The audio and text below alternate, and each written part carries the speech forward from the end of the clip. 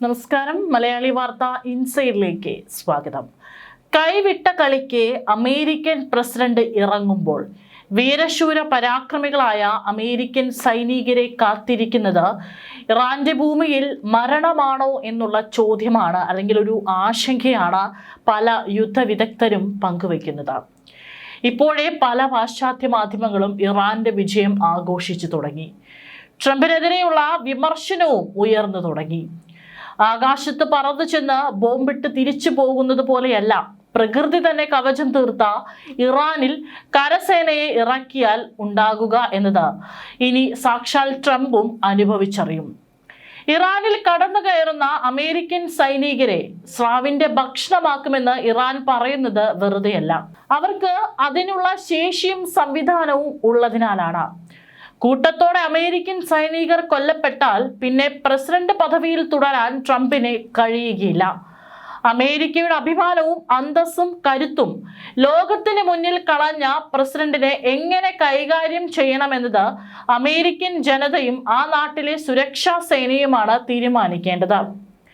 അതിനുള്ള സാഹചര്യമാണ് ഇറാനായിട്ട് ഉടൻ ഉണ്ടാക്കി നൽകാൻ പോകുന്നത് എന്നുള്ളതാണ് റിപ്പോർട്ടുകൾ. ഇപ്പോഴിതാ ഏറ്റവും ഒടുവിലായി ഇറാന്റെ മറ്റൊരു മുന്നറിയിപ്പ്, ഒരു വാർണിംഗ് ആണ് ഇപ്പോൾ അമേരിക്കയ്ക്ക് നേരെ ഉയർന്നിരിക്കുന്നത്. പണ്ട് ഇറാന്റെ പരമോന്നത നേതാവായിരുന്ന അയത്തുള്ള അലി ഖമീനി ആയിരുന്നു ഇത്തരത്തിൽ ഇടയ്ക്കിടെ വന്ന് ചില വാർണിങ്ങുകൾ, അതുപോലെ തന്നെ ചില ചെയ്യാൻ പോകുന്ന കാര്യങ്ങളെ കുറിച്ചുള്ള മുന്നറിയിപ്പുകൾ നൽകാറുള്ളത്. എന്നാൽ ഇപ്പോൾ IRGC ആണ് നേരിട്ട് ഇത്തരത്തിലുള്ള മുന്നറിയിപ്പുകൾ നൽകുന്നത്. അമേരിക്കൻ പ്രസിഡന്റിന്റെ പ്രസ്താവനകൾക്കും അവകാശവാദങ്ങൾക്കും വിരുദ്ധമായി കര ആക്രമണം ഉണ്ടായാൽ പ്രതികരിക്കാൻ ഇറാൻ ഗൗരവകരമായ തയ്യാറെടുപ്പുകൾ നടത്തുകയാണ് എന്നുള്ളതാണ് റിപ്പോർട്ടുകൾ. ഇറാനിയൻ മണ്ണിൽ കാലുകുത്തുന്ന ഏതൊരു ശത്രുവിന്റെയും കാലുകൾ മുറിച്ചു മാറ്റുമെന്നാണ് ഇപ്പോൾ IRGCയുടെ ഖദം അൽ അൻബിയ സെൻട്രൽ ഹെഡ്ക്വാർട്ടേഴ്സ് പുറത്തിറക്കിയ പ്രസ്താവനയിൽ പറഞ്ഞിരിക്കുന്നത്. ഇറാനിയൻ സായുധ സേനയുടെ സംയുക്ത പ്രവർത്തന ആസ്ഥാനമാണ് ഖദം അൽ അൻബിയ സെൻട്രൽ ആസ്ഥാനം. Iranian state media press TV പ്രകാരം ഇസ്ലാമിക് റവല്യൂഷണറി ഗാർഡ് കോർപ്സിന്റെ ഖദം അൽ അൻബിയ ആസ്ഥാനത്തിന്റെ വക്താവാണ് ഈ ഒരു മുന്നറിയിപ്പ് നൽകിയിരിക്കുന്നത്. രാജ്യത്തെ ആക്രമിക്കാൻ ശ്രമിക്കുന്ന ഏതൊരു ആക്രമണകാരികളുടെയും കാലുകൾ രാജ്യത്തിന്റെ സായുധ സേന വെട്ടിമാറ്റുമെന്നാണ് പച്ചയ്ക്ക് പറഞ്ഞിരിക്കുന്നത്. ഇറാന്റെ ശത്രുക്കളായ US-ഉം ഇസ്രായേലും ചെയ്ത തന്ത്രപരമായ പിഴവ് അവരെ അപമാനിക്കുകയും നാശത്തിന്റെ പാതയിലേക്ക് തള്ളിവിടുകയും ചെയ്തു. യുദ്ധത്തിലൂടെയും നൂതന സൈനിക ആയുധങ്ങളും ഉപകരണങ്ങൾ പ്രദർശിപ്പിച്ചും കുട്ടികളെയും സ്ത്രീകളെയും പുരുഷന്മാരെയും ശാസ്ത്രജ്ഞരെയും കൊന്നൊടുക്കുന്നതിലൂടെയും നമ്മെ തടയാൻ കഴിയുമെന്ന് അവർക്ക് കരുതുന്നു. പക്ഷേ അത് സംഭവിക്കാൻ പോകുന്നില്ല എന്നാണ് ഖദം അൽ അൻബിയ ആസ്ഥാനത്തിന്റെ വക്താവ് ഇബ്രാഹിം സുൽഫിക്കാരി പറഞ്ഞിരിക്കുന്നത്. US കരയാക്രമണം ഉണ്ടായാൽ ഇറാനിൽ വിന്യസിക്കാൻ റഷ്യൻ, ചൈന സൈന്യം ഇവിടെ തയ്യാറാണ്.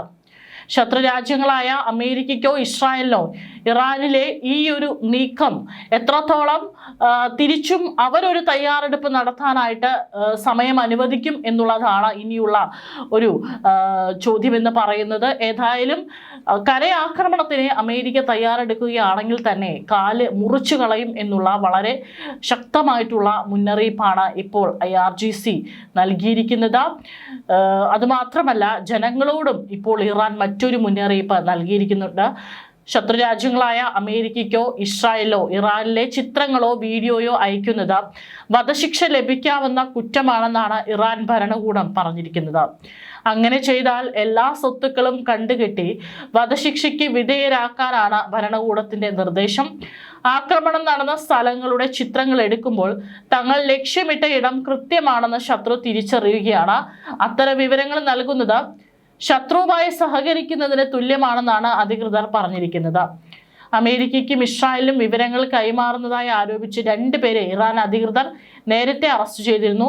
മറ്റു 2 പേരുടെ വധശിക്ഷ നടപ്പിലാക്കുകയും ചെയ്തു.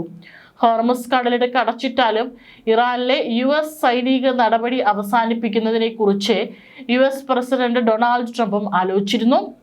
ഹോർമുസ് കടലിടുക്ക് അടച്ചിട്ടിരിക്കുകയാണെങ്കിൽ പോലും ഇറാനെതിരായ സൈനിക നടപടികൾ 4-6 ആഴ്ചകൾക്കുള്ളിൽ അവസാനിപ്പിക്കാൻ തയ്യാറാണെന്ന് ട്രംപ് തന്റെ സഹായികളോട് സൂചിപ്പിക്കുകയും ചെയ്തു. നേരത്തെ Iran parliament speaker Ghalibaf America ഒരു രഹസ്യ കരയാക്രമണം ആസൂത്രണം ചെയ്യുകയാണെന്ന് ആരോപിക്കുകയും ടെഹ്റാൻ അതിന് തയ്യാറാണെന്ന് ടെഹ്റാനോട് ഉറപ്പ് നൽകുകയും ചെയ്തിരുന്നു. സ്വന്തം മണ്ണിൽ നിന്ന് US വ്യോമാക്രമണം അനുവദിക്കുന്ന ഗൾഫ് രാജ്യങ്ങൾക്ക് അദ്ദേഹം മുന്നറിയിപ്പും നൽകി. ഈ പ്രാദേശിക സഖ്യകക്ഷികളെ ശിക്ഷിക്കുമെന്ന പ്രതിജ്ഞയെടുത്തു. രഹസ്യമായി കരയാക്രമണം ആസൂത്രണം ചെയ്യുമ്പോൾ ശത്രു പരസ്യമായി സൗഹൃദത്തിന്റെ സന്ദേശങ്ങൾ അയക്കുന്നു.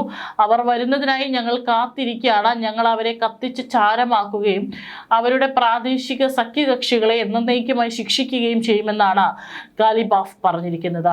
അതേസമയം തന്നെ ഇന്ത്യയിലേക്ക് പുറപ്പെടാനിരുന്ന ഒരു ഇറാനിയൻ വിമാനം മഷദ് വിമാനത്താവളത്തിൽ നടന്ന US വ്യോമാക്രമണത്തിൽ തകർന്നതായി ഇറാൻ മാധ്യമങ്ങൾ റിപ്പോർട്ട് ചെയ്യുന്നുണ്ട്. ഇന്ത്യയിൽ നിന്ന് സഹായ സാമഗ്രികൾ ശേഖരിക്കാനാണ് വിമാനം പുറപ്പെടാനിരുന്നത്. മെഡിക്കൽ ഉപകരണങ്ങളും മറ്റു ദുരിതാശ്വാസ സാമഗ്രികളും ശേഖരിക്കുന്നതിനായി വിമാനം ഈ ആഴ്ച ന്യൂഡൽഹിയിലേക്ക് പറക്കാനിരുന്നതാണെന്നും വാർത്താ ഏജൻസിയായ PTI റിപ്പോർട്ട് ചെയ്തു. ഏപ്രിൽ 1 വിമാനം ഡൽഹിയിൽ എത്തുമെന്നായിരുന്നു പ്രതീക്ഷിച്ചിരുന്നത്.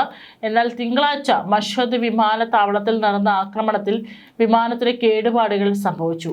ഈ ആക്രമണത്തെക്കുറിച്ച് അമേരിക്ക ഔദ്യോഗികമായി പ്രതികരിച്ചിട്ടില്ല. ഇറാനെതിരായ അമേരിക്കൻ ആക്രമണങ്ങളുടെ ചിലവ് ഗൾഫ് രാജ്യങ്ങൾ വഹിക്കണമെന്നാണ് പ്രസിഡന്റ് ട്രംപിന്റെ മനസ്സിലിരിപ്പെന്നും വൈറ്റ് ഹൗസ് പറഞ്ഞു. 10,000 കോടി ഡോളറാണ് ഈ യുദ്ധത്തിന്റെ ഏകദേശ ചിലവായി കണക്കാക്കുന്നത്.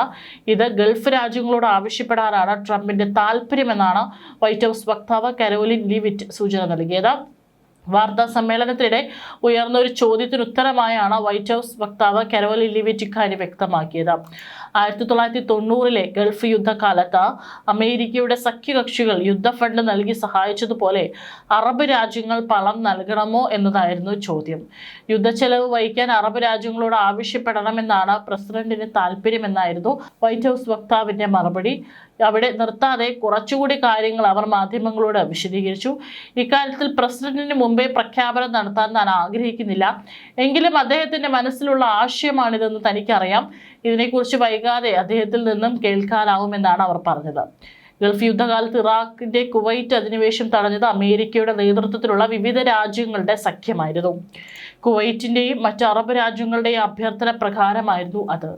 അന്ന് അമേരിക്കയ്ക്ക് വേണ്ടി വന്ന യുദ്ധ ചെലവുകൾ അറബ് രാജ്യങ്ങളും യുദ്ധത്തിൽ പങ്കാളികളായ യൂറോപ്യൻ രാജ്യങ്ങളുമാണ് നൽകിയത്. സമാനമായ വിധത്തിൽ യുദ്ധച്ചെലവ് അറബ് രാജ്യങ്ങളിൽ നിന്ന് ഈടാക്കുന്ന കാര്യമാണ് വൈറ്റ് ഹൗസ് വക്താവ് സൂചിപ്പിച്ചത്. എന്നാൽ കുവൈറ്റ് യുദ്ധത്തിൽ നിന്നും ഏറെ വ്യത്യസ്തമാണ്. നിലവിലെ സാഹചര്യം ഇത്തവണ അമേരിക്കയും ഇസ്രായേലും ഏകപക്ഷീയമായാണ് ഇറാനുമായി യുദ്ധം തുടങ്ങിയത്. ആരും ആവശ്യപ്പെട്ടിട്ടില്ല അവർ ആക്രമണം തുടങ്ങിയത്.